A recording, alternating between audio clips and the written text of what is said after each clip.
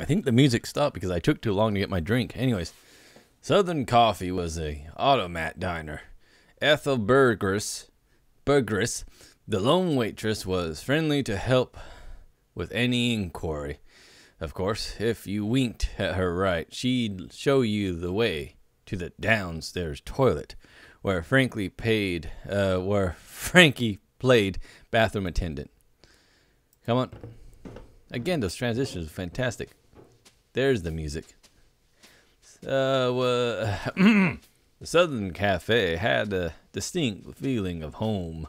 The familiar smell mold in the old basement was enough to put a grin on my face. How about you, Frankie? Frankie tended the bar at the Southern Coffee, though it wasn't his place. I never caught a whiff of the real owners. They trusted Frankie to do what he did the best. I said, "Hello, Frankie," and was met with a smile and a grunt from Franklin Ernest Conway, Twitty, the third. Hey, he was a big fella. He was a decent pitcher. What? He was, in what sense of the word? In the sports term or... Never mind. He was a fantastic orator. Sure, let's go with that. But he knew when to be a good ear, too. For my money, hasn't ever been, nor will there ever be, a more loyal barman. I sat at the bar. "Hey, you got the spooks there, PC?" he asked. You're worn as a catcher's mitt. Oh, I see, baseball puns.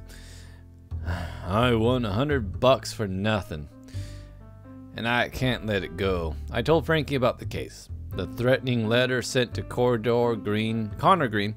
He was assuming it was reluctant to his bootlegging, and he suspected of Redstone Cabin. The story took longer than I wanted. Frankie showed genuine interest by asking me many questions. When I finished, he threw me a whiskey sour. My kind of man. He's been stirring. A large gulp gave me a sigh as thanks. See. Well, Green's case is better than most of what you're given, he said with enthusiasm. At least it's no more of that adultery bunk. Sure, I replied, but I started with a goal in mind. What's the point in helping a man like Green? Frankie clicked his tongue, then his teeth. Not his. Click his teeth. Anyways. Lawyer, priest. Lawyer, priest. I don't know what. Lawyer or priest. What is it matter? Let me ask you. Are the clients you have the type you want to help? I refused to admit. I admitted they weren't. How about I refuse that they weren't? I liked my current clients just fine. You aren't always riled up when backed into a corner, Malone, but you don't have to fool me as long as you're alright fooling yourself. I sighed and started down my drink. Hold on. Too cold. My teeth are sensitive. I sighed. But my daze was interrupted by the basement door opening and then slamming shut. Okay, I'm back. It's just a little coughing fit there. I don't know what's up with me.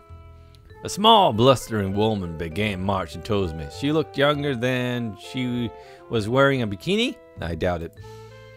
She looked younger than 25 and was a few inches shorter than my 5'6". I thought her gray trench coat was too large for that small frame. It wasn't small in all the right places though, when I realized it was exactly like the one that had belonged to Lewis. Notes. By the way, so notes are popping up. So show that the cat knows of food. Case summary. So evidence. Statements. It keeps showing up, but I don't think it's actually doing anything just yet. She hurled insults at me a while. All I could do was sit there and take it until she ran out of gas and started breathing heavily. I set my drink on the bar and looked her in the eyes and inserted a hello. Studied her features. I turned away. Inserted a hello. And inserted a hello. I'm Phyllis? Yeah, Phyllis. Malone. How can I help you? I completed with a smile as gently as I could muster. That knocked her off her balance. She stumbled over her next few words, and I added, "And you are?" Drank just to show in her face. The flame returned to her eye. Between clenched teeth, she hissed, "I'm the wife of the bum who sneaks into your bed." I asked the cat, "Where'd you get the coat?" I gasped. I asked the cat.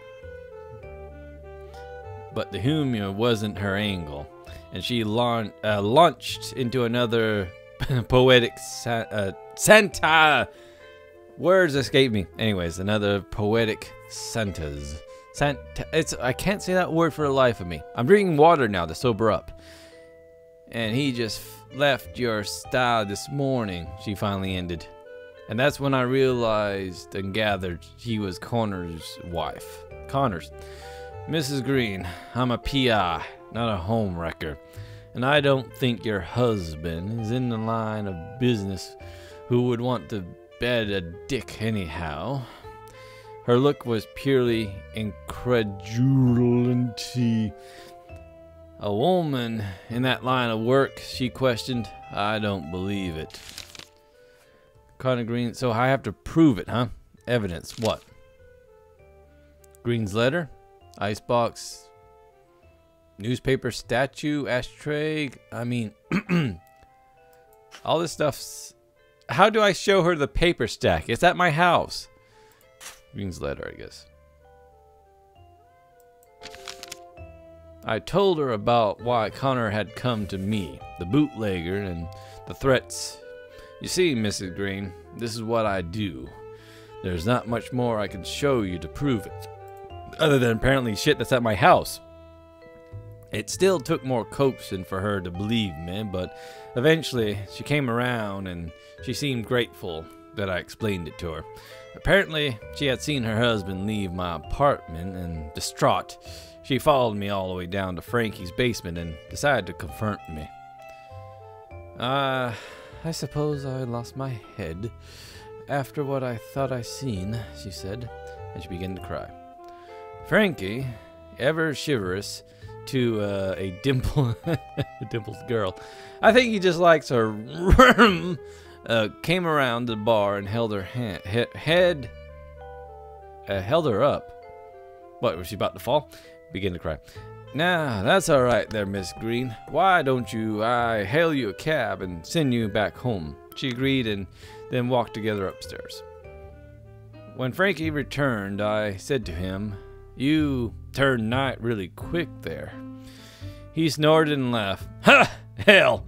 We can't have a siren in here with all the tortures yelling like that. Every street bugger would come here to rescue her. Mrs. Green is a..." Why is that in white? Oh boy.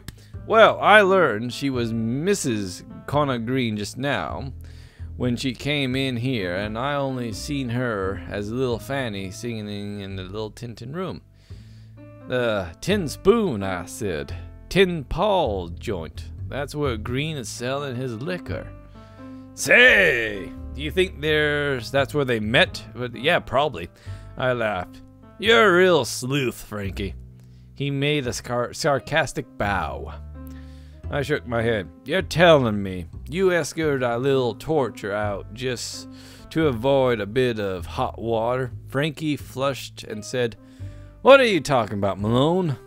I was never good with emotions, but it was plain that Frankie had instantly fallen for the girl. Well, she's hot. She was a singer at a lounge bar, and this gangster essentially popped her up, or quote-unquote gangster, bootlegger. Anyways, I shook my head. You're telling me you asked her to... Excuse me. So, what if I had... what if I had more to squeeze out of her? I asked. Well, I gave you the wrong voice. Could you possibly want from Lil Fanny? She can't have anything to do with this mess. Contradict.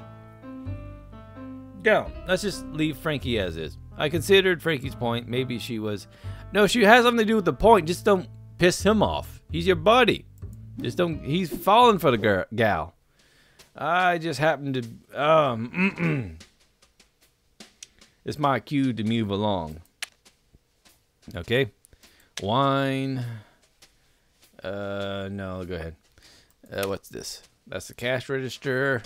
Anything else? A chair? Okay. All right, let's move on then. Sure. I was heading up the stairs. Frankie called after me. So, what are you going to do? I've been thinking about little Fanny. Sure. My sister? I don't know. Fanny. I've been thinking about little Fanny now. Whew. I suppose even mobsters had people who cared about them, and she's been wearing Lewis's old jacket, so perhaps Green and Lewis had been closer than I realized. I guess I'll take Connor's case, or his bait even, I replied. I got nothing better on the stove, and he might need the help. Something still stinks, though. Well, what's your plan? Frankie asked, always yelling. That's... Well, the way I see it, I have 3 goals right now. Green hired me for a job. Find the guy who wrote the letter. That's the basic part. But you want more. I nodded. Green's a shady character. I have to learn about him, who he is, and dig into his past. I can't go back to him blind. And there's something about this bootlegging. How'd Green get a connection like that? What his source is exactly. Squeezing that lemon might give a little bit more juice. That sounds about right, he replied. So, where's you off to then?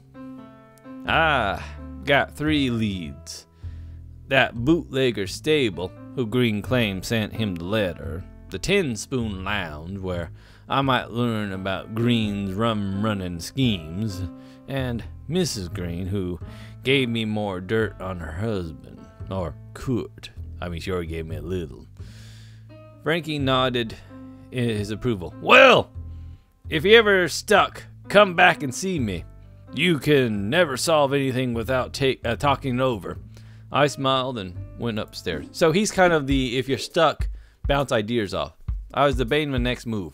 So am I actually doing this? I thought there's only like a 10-minute demo. I'm back. The 10 Spoon Lounge was a speakeasy in. Oh, I see. A speakeasy in North Beach. I'm about to say it's usually what do they call it? A drink in or speak in or something like that, but never seen that. Anyways, what you're saying is it's a speakeasy in Northern Beach, run by Tiny Paul, the gangster that Green had put in with. I never been there. The mob keeps a tight lip on their own houses, but I figured it would be a good place to chase Green's bootlegging story. Really, I'm going there. I've already been recording for 40 minutes. Mainly, I had to take a break there. I was interested by an old man with a mustache. He turned to me with eyes that had a powerful glint. Sorry, he said in a rough voice. This is the end of the demo. Ah, I knew it. I don't know exactly what he meant by that. So I just opened the door and ran for it. Anyways. Duck and roll, Grandma. Duck and roll. Now, if you keep your eye out for a full release, that'd be swell, he continued. But for now, please exit to the main menu. I nodded and went my way. Okay. Again, I was wondering, there's no way all 3 of these are open in a demo yet. Otherwise, that'd be a freaking amazing demo. It already was, but I mean, that'd be like just so much icing on a cake, there'd be no cake left. Anyways, what did I saying? Ending the video here. Again, I'll have the information down below if you want to follow this, because again, it's interesting because it seems like these choices might branch out into something fantastic. And again, it is at its core a choose your own adventure, kind of choose your own path. But the layer of paint and just the beauty of it just worked so well. The subtle animation, the art style, the music, everything works brilliantly. All that aside, my voice is about to give out, so I'll end it here before I have another coughing fit. So thanks again for watching, and I'll see you next time now.